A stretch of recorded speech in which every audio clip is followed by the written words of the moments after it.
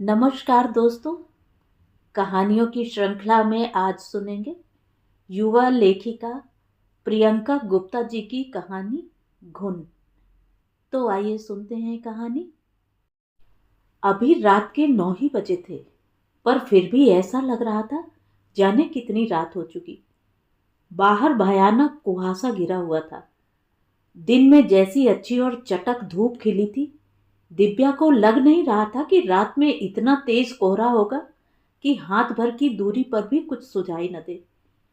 आज शाम से ही ममा की तबीयत कुछ ठीक नहीं थी, इसीलिए खाना खाकर वो सोने चली गई थी। बोबू तो रोज ही इस समय तक सो जाता है। ममा ने सोने से पहले राकेश को फोन करवाया था। इतने कुहासे में धीरे ड्राइव करके आए और अगर कुछ काम न हो तो तुरंत ही निकल आए ऑफिस से। दिव्या जानती थी कहने से कुछ नहीं होगा, पर मम्मा से बोली नहीं। चुपचाप मोबाइल उठाकर राकेश के नंबर पर स्पीड डायल कर दिया। कितनी देर में आ रहे हैं? मम्मा पूछ रही। फोन उठते ही दिव्या ने पूछ लिया। उधर से तल्ख आवाज में उत्तर वही आया जिसकी उम्मीद थी। काम खत्म हो जाएगा तो घर ही तो आऊंगा ना। डिस्टर्ब किए बिना चैन नहीं आता क्या तुम्हें? जब तक मम्मा के निर्देशानुसार वो कह पाती, कोहरा बहुत है, ड्राइव आराम से कीजिएगा। फोन कट चुका था, पर फिर भी मम्मा का मुंह देख दिव्या ने कह दिया ये भी, फोन कट जाने के बावजूद, ताकि मम्मा आराम से निश्चिंत होकर सो सकें। उन्हें क्या पता चलेगा उधर कोई सुन नहीं रहा। बताने से फायदा भी क्या, सिर्फ चिंता ही करेंगी। राकेश में कोई सुधार भी होगा इसकी तो जरा भी उम्मीद नहीं थी अब उसे। पर माँ के दिल का क्या करे। वैसे कहने का मन तो दिव्या का ये भी था कि हो सके तो पीकर मत आना, और ना ही किसी को बाहों में भरकर ड्राइव करने की कोशिश करना। अगर पकड़े गए तो दोहरे चार्ज में अंदर जाओगे। पहला पीकर गाड़ी चलाना, दूसरा। पर ममा के सामने ये सब कैसे कहती? ममा निश्चिंत होकर सो गई तो दिव्या को फिर अकेलापन घेरने लगा। अजीब सी बेचैनी हो रही थी। जाने क्यों इधर कई दिनों से जरा भी अकेली या खाली बैठती थी तो ऐसी ही बेचैनी महसूस होने लगती थी। ममा को नहीं बताया था, पर फैमिली डॉक्टर से मिलाई थी। उन्होंने एंजाइटी बताई थी। ब्लड प्रेशर और पल्स रेट भी हाई था थोड़ा। ज़्यादा सोचने से मना किया था और कुछ दवाइयाँ भी लिख दी थी। पर दवा क्या थी, सुला देती थी बस। और बोबू रात में इतनी बार जागता था कि वो गहरी नींद सो गई तो उसे कौन देखेगा। इसलिए उसने दवाई ली ही नहीं थी। इसीलिए जब ऐसा होता था समझ नहीं आता था क्या करे। जब तक बोबू जागता रहता है अपनी शरारतों के आगे कुछ सोचने का मौका ही नहीं देता।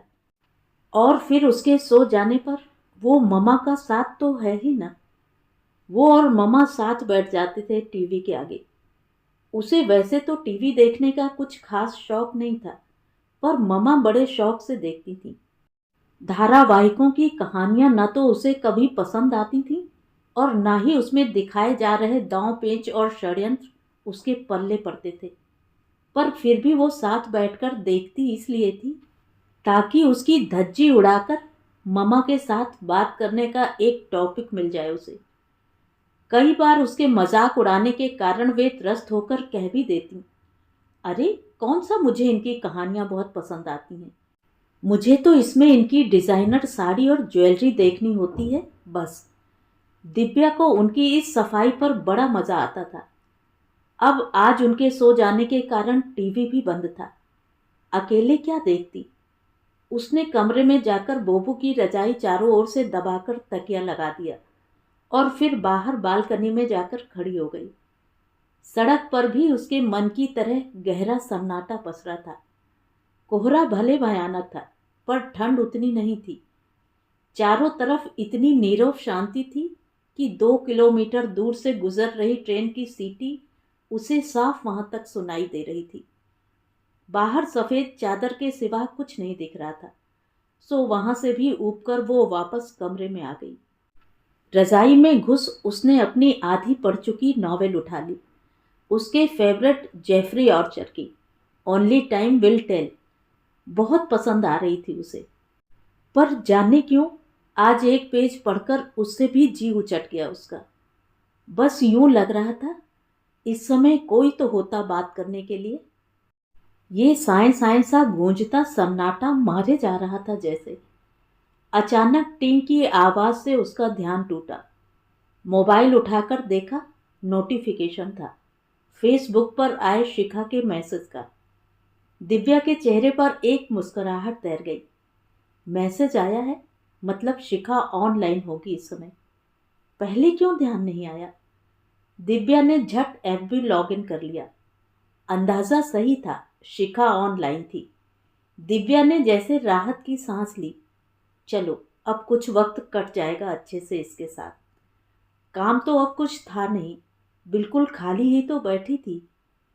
तो यूं ही अजीब ख्यालों से घिर बोर होने से अच्छा था कुछ मस्ती मजाक, शेरो शायरी, कुछ चुटकुलों का मजा ही ले लिया जाए। हमेशा की तरह ढेर सारी स्माइलीज से भरा शिखा का प्यारा सा मैसेज था। दी, पता है मेरे ऑफिस का कैंटीन बड़ा कूल है। अभी यहाँ आई तो पता चला सबके लिए आज लंच में पिज्ज़ा और कॉफ़ी कॉम्प्लीमेंट्री होगी, यानी नो खर्चा। मज़ा आ जाएगा आज तो। चेहरे पर मुस्कान लिए दिव्या की उंगलियां तेजी से अपने स्मार्टफोन पर थिरकने लगी थी। मैंने बहुत दिनों से पिज्ज़ा नहीं खाया, और फिर यहाँ इंडिया में कोई फ्री खिलाता भी तो नहीं। तुम तो बेटा उड़ाओ मजे बोस्टन के अपने ऑफिस की कूल कैंटीन में, और बस बैठे ठाले ललचवाती रहो अपनी दी को। उसके और शिखा के बीच बचकाने से मैसेजों का आदान प्रदान शुरू हो चुका था। कई बार तो शिखा की किसी बात पर वो जोर से खिलखिला भी पड़ी थी। उसका वो अकेलापन, वो बेचैनी भरी फीलिंग पता नहीं कब कहाँ लुप्त हो गई थी। 10 मिनट बीतते बीतते उसे ऑनलाइन देख उसके खास मित्रों के मैसेज आने शुरू हो गए थे। अभय, आशु, नेहा, नितिन, आज तो ये सभी थे यहाँ, सिवाय एक सुशांत को छोड़कर। उसे आश्चर्य हुआ, आज जाड़े में सब रजाई ओढ़कर सिर्फ बतियाने के मूड में थे क्या? उन सब से हंसी मजाक करते करते उसका भी मूड हल्का होने लगा था। वैसे भी सिर्फ गिने चुने दोस्तों के लिए ही उसने अपने इनबॉक्स के दरवाजे खोले हुए थे। फेसबुक में उसकी फ्रेंड लिस्ट में शामिल बाकी अनजान लोगों से यूं बात करने में उसकी तनिक भी रुचि नहीं थी। वैसे देखा जाए तो सुशांत को छोड़कर बाकी सब भी उसके लिए अनजान ही थे कुछ महीनों पहले तक। बस कभी कभार एक दूसरे की पोस्ट पर कमेंट करने और भूले भटके कुछ मेल्स के अलावा कुछ खास परिचय नहीं था उन सब से उसका। शिखा अभय की दोस्त थी और आशु, नितिन और नेहा दोस्त थे। एक दूसरे के माध्यम से उसके फेसबुक में शामिल हुए थे ये लोग। समय बीतने के साथ साथ जाने क्यों उसे महसूस होने लगा था ये सब भी उसी के जैसे हैं बहुत हद तक। पसंद नापसंद से लेकर स्वभाव भी कितना कुछ एक जैसा ही था।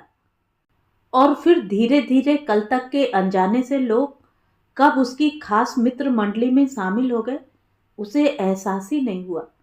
हाँ, सुशांत को वो जरूर पहले से जानती थी। 4 साल साथ पढ़े थे कॉलेज में, फिर इत्तफाकन 2-2.5 साल एक ही ऑफिस में साथ नौकरी भी की थी। उसने तो बोबू के टाइम में नौकरी छोड़ दी थी, पर सुशांत को प्रमोशन मिल गया था और वो इस समय स्वीडन में कंपनी का ऑफिस संभाल रहा था। सबके साथ चैटिंग करते करते घड़ी की सुई कब 11 पर आ गई वो जान ही नहीं पाई। वो तो कमरे में राकेश के घुसने से उसका ध्यान भंग हुआ तब जाना। वो बिना उससे बोले सीधा बाथरूम में घुस गया। दिव्या का शक सही था, पिए हुए था वो। अगर पूछेगी तो पहले तो वो इनकार ही करेगा, पर उसकी चाल, उसकी आंखें और सबसे बड़ा उसके मुंह से आता वो उबकाई ला देने वाला सड़ा सा भपका, सब दिव्या से उसके नशे में होने की चुगली कर देते हैं। पहले तो वो गुस्सा भी हो जाती थी, पर अब ध्यान ही नहीं देती। रोज रोज कौन अपना जी चलाए, इससे अच्छा उसे और उसकी हरकतों दोनों को इग्नोर करे और खुद भी मस्त रहे। दिव्या जानती थी अब बाथरूम से निकलते ही राकेश को फटाफट खाना चाहिए होगा। सो उसने भी झट सबको बाय का मैसेज भेजकर लॉग आउट किया और मोबाइल लॉक करके रख दिया। राकेश के खाना खाने के बाद सब कुछ समेटकर दिव्या को बिस्तर पर आते आते रात के 12 बज चुके थे। राकेश तो बिस्तर पर पड़ते ही कब का गहरी नींद में डूब चुका था। ये उसके गूंजते खर्राटों से उसे तभी पता चल गया था, पर दिव्या की आंखों से नींद अब भी कोसों दूर थी। अंधेरे में निरुद्देश इधर उधर ताकते ताकते उसके दिमाग में फिर अजब ख्यालों के बादल घिरने लगे थे। क्या करे वो? इस समय तो दरवाजा खोलकर बालकनी में भी नहीं जा सकती। इस घोर सन्नाटे में दरवाजा खोलने की आवाज इतनी तेज गूंजती है कि राकेश तो भले ही न जागें, पर बगल के कमरे में सो रही मम्मा जरूर जाग जाएंगी और फिर उनको बहलाना मुश्किल हो जाएगा कि आधी रात को इतनी ठंड में वो बालकनी में क्या करने जा रही थी। हारकर दिव्या ने फिर मोबाइल उठा लिया। थोड़ी देर एफबी पर ही टहल आए। फिर सबके स्टेटस अपडेट्स और उन पर कमेंट्स पढ़ते पढ़ते ही शायद नींद आ जाए। अभी लॉगिन हुए उसे 5 मिनट हुए थे कि सुशांत का मैसेज आ गया। हाय, अभी जाग रही हो? इतनी रात गए? दिव्या का दिल फिर खुश हो गया। अच्छा हुआ ये ऑनलाइन मिल गया, शायद अभी ही आया हो और उसे देखा हो यहाँ। कुछ देर इससे बात कर लेगी तो बेहतर महसूस करेगी उस बेचैनी से। वैसे भी ये कई दिनों से ऑनलाइन दिखा ही नहीं था, कोई हालचाल भी नहीं मिला था इसका। वहां स्वीडन में रात तो शुरू ही हुई थी अभी। सुशांत थोड़ी देर पहले ही ऑफिस से लौटा था। दूसरे दिन शनिवार था, इसलिए आज बिल्कुल फ्री मूड में एफबी पर आया था।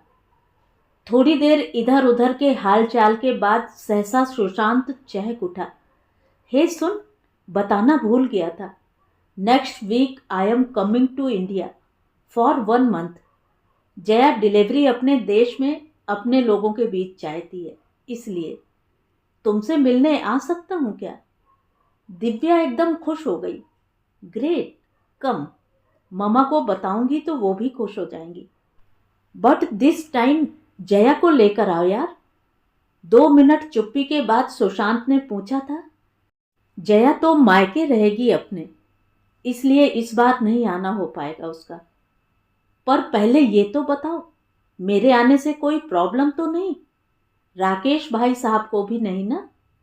दिव्या भी एकदम चुप हो गई। समझ नहीं आ रहा था क्या जवाब दे। सुशांत ऐसा क्यों पूछ रहा था उसे पता था। उसे याद आ गया एकदम। स्वीडन पहुंचने के कुछ दिन बाद सुशांत ने जब एक बार उसे फ़ोन किया था तो यहाँ रात के 11 बज चुके थे। पर सुशांत शायद उस विदेशी धरती के मुकाबले अपने देश का समय ध्यान रखना भूल गया था।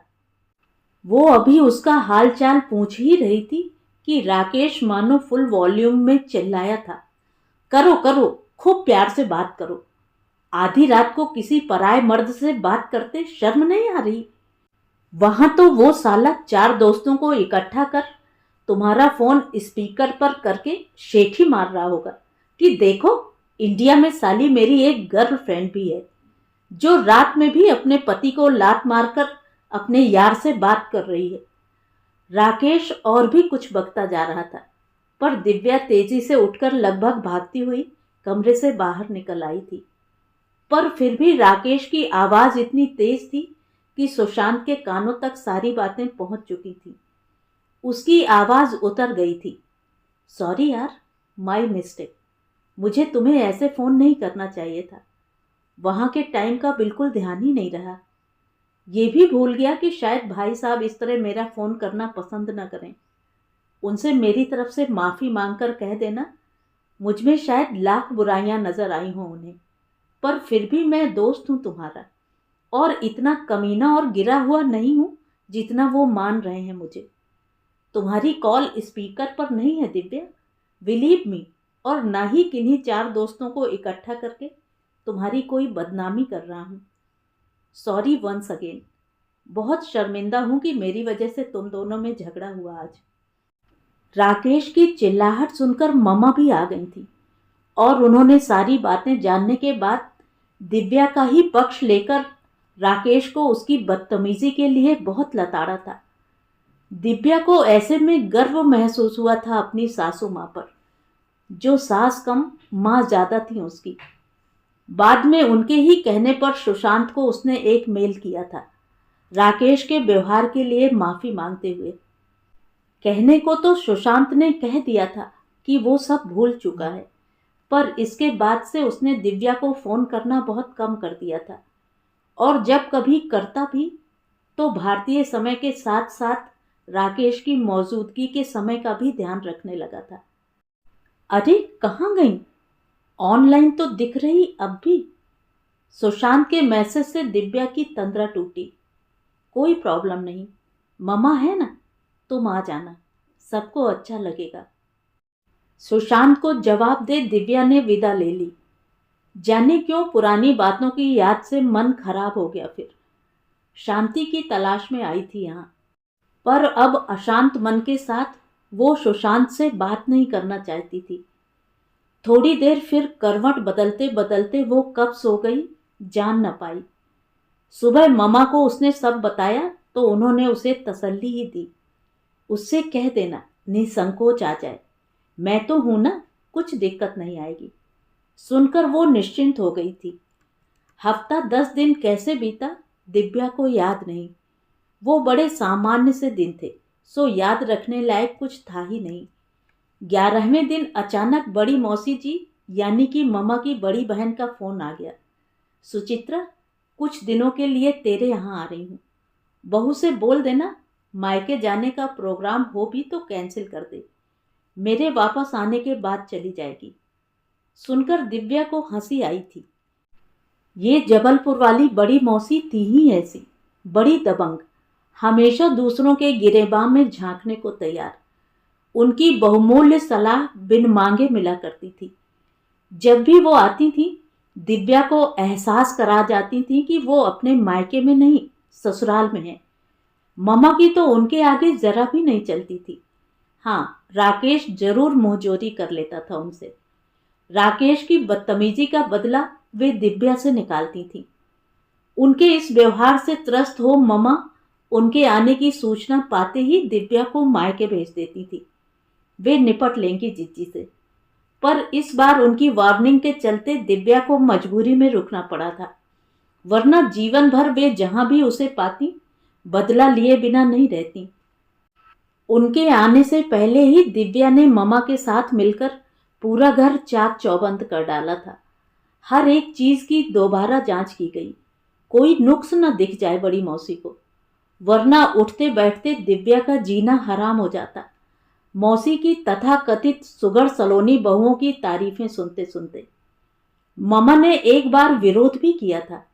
जिज्जी, कुछ भी कह लो, मेरी दिव्या जैसी कोई नहीं, और फिर मुझे वैसे भी बहू जैसी बहू नहीं चाहिए थी, बेटी जैसी चाहिए थी।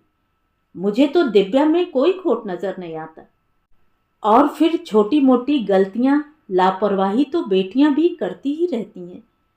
जब तक बड़ों का साया सिर पर रहता है बच्चे बड़े नहीं हो पाते। तर्क सुनते ही बड़ी मौसी बमक उठी थी। जभी तो कैसे मटक चमक के रहती है तुम्हारी बहू। अरे मेरे सामने नहीं पहनती तो क्या मुझे अंधा समझ रखा है? सब पता है, जीन्स वीन्स सब पहनती है ये। तुम लोग क्या समझते हो, मैं पुराने जमाने की हूं तो दिमाग से भी पैदल हूं। अरे रमेश ने दिखाया था मुझे, वो क्या कहते हैं उसे, कोई बुक वुक करके नाम था। उसमें तुम्हारी बहुरिया ने जो लड़कियों जैसी तस्वीरें डाल रखी हैं ना अपनी, सब देखी हैं मैंने। राम राम, भले घर की बहू बेटियों के क्या लक्षण हो गए हैं आजकल के जमाने में। मेरी बहुएं ऐसी फोटोएं खिंचवाकर नुमाइश करें ना तो खन के गाड़ दूं। सब तुम्हारी शह का नतीजा है। आंख मूंद कर बैठी रहो, बाद में न रोना कि कहीं मुंह दिखाने के काबिल नहीं रही। बड़ी मौसी का पारा चढ़ते देखकर मम्मा चुप लगा गई थी। आंख के इशारे से उन्होंने दिव्या को चुपचाप वहां से हट जाने को कह दिया था। क्या फायदा, कोई 4 दिन के लिए आया है तो उससे क्या भिड़ना। बाद में वो क्या सोचती हैं क्या समझती हैं, क्या लेना देना। वे तो दिव्या को अच्छी तरह जानती थी ना, फिर दुनिया की परवाह क्या करना। कुछ तो लोग कहेंगे। दिव्या को बाद में मम्मा ने यही कहकर समझाया था। मौसी ने इस बार भी घर में आते ही अपना रवैया शुरू कर दिया था। 1 घंटा बीतते न बीतते धीरे धीरे करके पूरा घर टहलाई। यहां तक कि धूप में बैठने को कहकर छत भी देख ली, कहीं कुछ मिल जाए नुक्स निकालने को तो खाना हजम हो। पर उनकी बदकिस्मती और दिव्या और मम्मा की मुस्तैदी से पहली नजर में ऐसा कुछ भी न ढूंढ सकी वो। पेट में भी जाने कैसा दर्द होने लगा था उनके। थोड़ी देर को मुंह भी ढांप कर लेट रहीं, पर कान आंख पूरे चौकन्ने रखकर। उनकी इस मेहनत का मनचाहा फल उन्हें जल्दी ही मिल गया, जब शाम को अचानक सुशांत का फोन आ गया। वो दूसरे दिन आना चाहता था। दिव्या ने बड़ी मौसी के मद्देनजर धीरे से मना कर दिया। अभी नहीं, रुक जाओ कुछ दिन, मौसी जी आई हैं। दिव्या लाख धीमी आवाज में बोल रही थी, पर मौसी जी के कान तो अपनी पूरी शक्ति से उसी दिशा में लगे हुए थे। दिव्या के पीठ फेरते ही वे ममा के कान में फुसफुसाई थी। कुछ सुना भी तुमने, या कान में तेल डालकर बैठी हो? किसी छोरे का फोन लगे है मुझे। ममा ने पीछा छुड़ाने में ही भलाई समझी। हाँ जीजी, पता है मुझे, पुराना दोस्त है, घर आने को पूछ रहा होगा। मौसी जी एकदम सनाका खा गईं।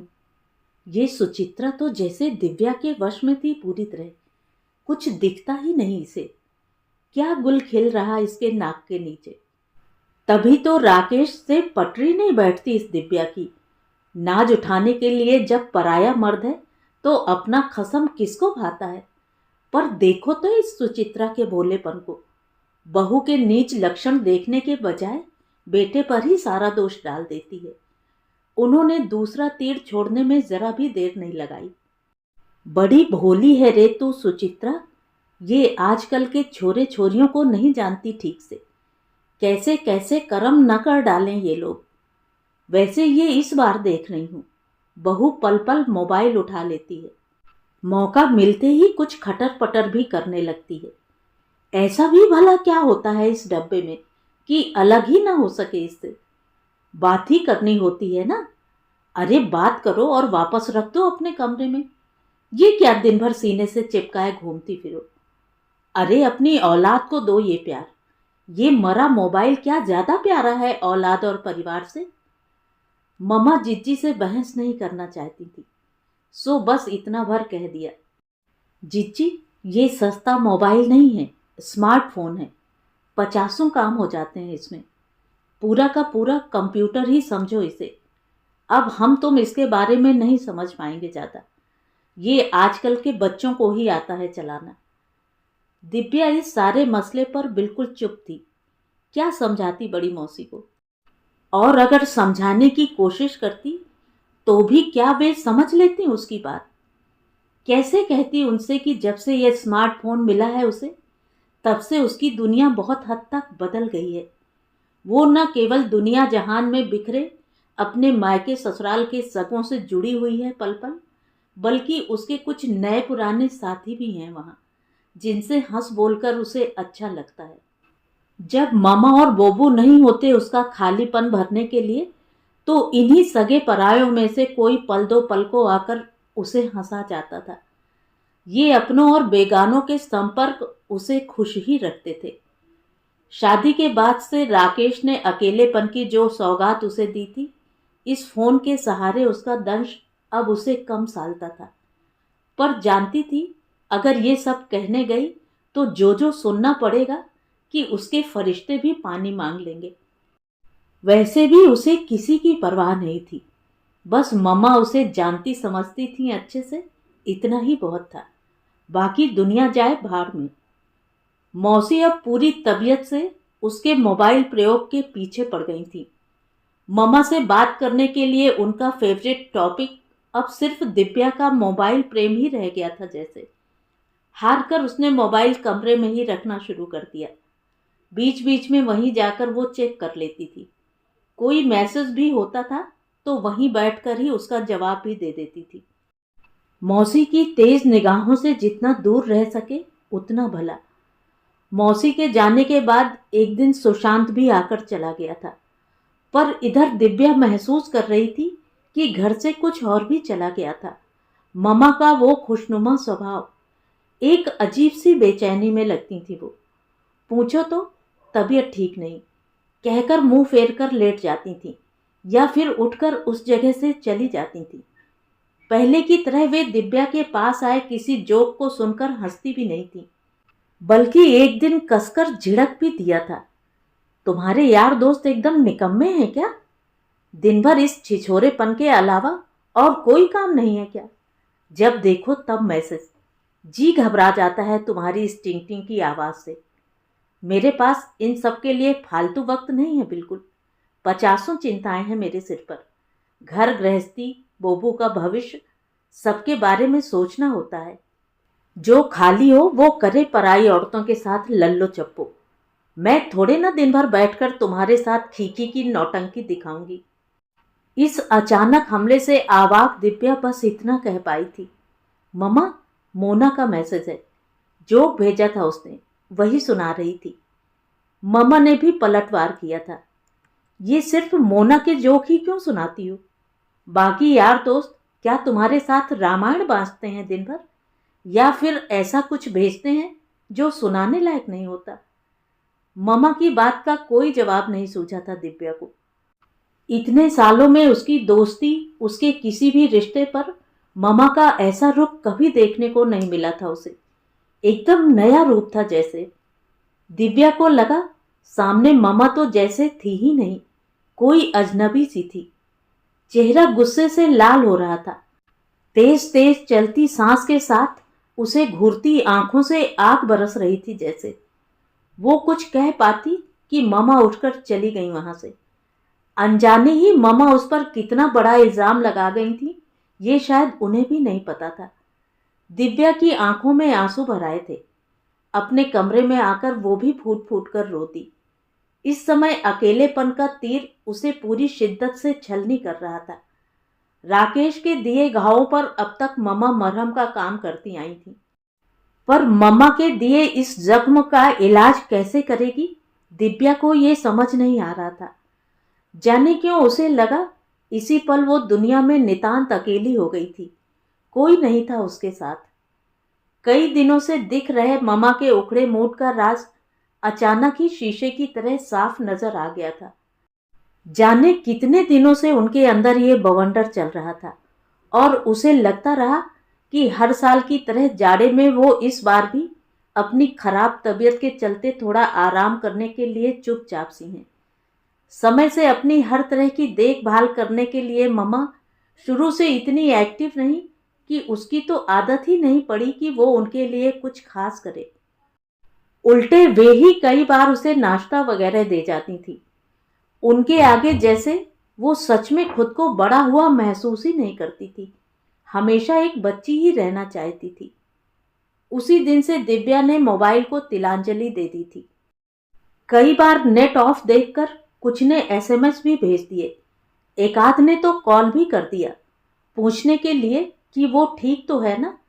पर उसका मन इतना खराब हो चुका था कि इन सब से बचने के लिए उसने अपना फोन स्विच ऑफ रखना शुरू कर दिया था।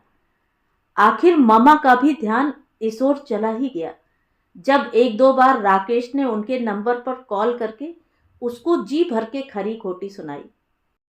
जब ममा से रहा नहीं गया तो एक दिन बोल ही पड़ी, ये मेरे कारण मोबाइल बंद कर रखा है क्या? जब देखो तब मुंह लटकाए घूम रही। अरे मैं मरूं जीऊं अकेले पड़ी रहूं, तुम्हें उससे क्या? जाओ ऑन कर लो मोबाइल, देख लो इतने दिन तुमसे बात किए बिना कहीं कोई जान न दे चुका हो। आखिर वही तो है सब तुम्हारे अपने, बाकी तुम्हारा परिवार जाए चूल्हे भाड़ में। जब तक जिंदा हूं संभाल लूंगी, नहीं रहूंगी तो देखना ये मीठी मीठी बात करने वाले झांकेंगे भी नहीं। अभी भ्रम में हो ना कि ये टाइम पास वाले दोस्त यार ही अपने हैं तुम्हारे। मेरे बात समझ आएगा, पर ऐसा न हो तब तक बहुत देर हो जाए। जिन लोगों के कारण इतना बदल गई हो ना, मौका पड़ने पर ये लोग कैसे बदलेंगे देख लेना, तब याद करोगी मुझे। दिव्या की आंख में फिर समुंदर ठाठे मारने लगा। धुंधलाती आंखों में उसे मम्मा की जगह बड़ी मौसी का चेहरा क्यों नजर आने लगा था। वो मम्मा को बहुत समझाना चाह रही थी कि वो कहीं से नहीं बदली थी, वही थी जो हमेशा से थी। फर्क मम्मा के नजरिए में आ गया था बस। उसकी जिन आदतों को, लापरवाहियों को वे यूं ही चुटकी में हवा में उड़ा देती थी, अब वही चीजें उन्हें किसी आने वाले तूफान का संकेत लगने लगी थी। इस स्थिति के लिए वास्तव में वो जिम्मेदार थी या फिर बड़ी मौसी जी का छोड़ा हुआ शक का ब्रह्मास्त्र मम्मा पर असर कर चुका था, वो तय नहीं कर पा रही थी। पर जो भी था, इतना तो तय था कि उसकी हरी भरी बगिया में आग लग चुकी थी और अगर कुछ ना किया गया तो वहां कुछ नहीं बचने वाला था। मोबाइल तो दिव्या ने ऑन कर लिया था, पर नेट का इस्तेमाल अब भी बंद था। ठीक है, कुछ लोग शायद सच में उसके अपने से बन गए थे, पर उसका परिवार उसके लिए हर कीमत पर पहले था। वैसे भी परिवार के नाम पर वास्तव में था ही कौन, सिवाय एक मम्मा और बोबू के। राकेश तो वैसे भी एक संवेदनहीन, निर्लिप्त इंसान था, जिसके लिए कोई रिश्ते, कोई परिवार कभी था ही नहीं। बोबू तो अभी बहुत छोटा था, उसे तो सुख दुख किसी चीज की समझ नहीं थी अभी। पर मम्मा, उनको दुख देकर उसे सुख नहीं मिल सकता था। ऐसा कोई सुख वो हासिल करना भी नहीं चाहती थी। उसने खुद ही खुद को समझा लिया था। इस वर्चुअल दुनिया में आने से पहले भी वो जिंदगी जीती तो थी ना। यूं ही हर गम दिल में छुपा हंसना जानती तो थी। कितनी बार तो मम्मा भी नहीं जान पाती थी कि सुबह उठकर कोई गीत गुनगुनाती हुई चाय बनाने वाली दिव्या रात में कितनी देर तक यूं ही जागकर निःशब्द खून के आंसू रो चुकी है। दिव्या ने बहुत हद तक खुद को संभाल अपनी जिंदगी पुराने ढर्रे पर ढाल ली थी। मम्मा को भी अब कुछ नॉर्मल होते देखकर उसे सुकून मिलने लगा था। दिन फिर अपनी चाल से बीतने लगे थे। सर्दी का मौसम जा रहा था। अचानक सुबह मम्मा ने उसे आवाज दी, देख तो दिव्या, ये रसोई में अचानक सीलन कितनी आ गई, पहले तो कभी नहीं थी। देखना पड़ेगा कैसे आई, इसीलिए चावलों में घुन दिखे हैं आज। जाकर धूप में रख दे, सब घुन निकल जाएंगे तो चावल सही हो जाएंगे। मम्मा से चावल लेकर धूप में डालने जाती दिव्या को सहसा लगा सीलन सिर्फ रसोई में ही नहीं थी, उसके चारों ओर फैल चुकी थी। और उस सीलन से पैदा हुए घुन जिस सहज सुंदर रिश्ते को लग चुके थे, उन्हें हटाने के लिए कोई धूप क्या मिलेगी उसे कभी। तो ये थी कहानी। कहानी आपको कैसी लगी कमेंट करके ज़रूर बताएं। और अगर मेरे द्वारा सुनाई हुई कहानियाँ आपको अच्छी लगती हैं और आप मेरे चैनल पर पहली बार आए हैं तो चैनल को सब्सक्राइब ज़रूर करें, लाइक करें और अपने दोस्तों और परिचितों में शेयर भी करें। बेल आइकन दबाना बिल्कुल भी ना भूलें। धन्यवाद।